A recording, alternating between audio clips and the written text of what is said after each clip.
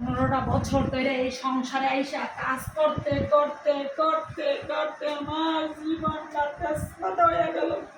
আমি আর পারি না এই সংসারে কাজ করতে। এত কষ্ট করতে হয় কেন, এত কাজ কেন, জীবনটা তেজপাতা হয়ে গেল। ও মামা, আজকে আছে না তোমার সবজিটা অনেক মজা হয়েছে। মজা তো হইবই, 15 বছর ধরে তোর বাপের সংসারে বাসিগিরি করে তার সবজি মজা হইব না? সবজি তো মজা হইবই। এই যে হারাতে দিন বাসিগিরি করি তো মজা হইব না?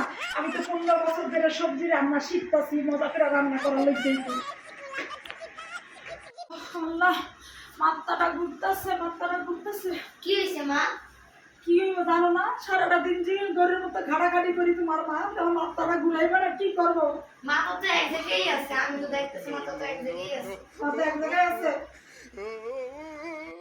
আমার সামনে থেকে তুই যাইটা, আমার কিন্তু হাত উঠাইস না আজকে, আমার হাত কিন্তু পুরো ক্যারামেল হয়ে যাবে আজকে, মাথাটা গরম করিস না কিন্তু, ঠিক আছে? যাইটা আমার সামনে যাইটা। আমি তো তোমার দিকে বেশি কাজ করি, তাই যে আমার মাথা ঘুরায় না। তুমি কি কাজ করো সারাদিন?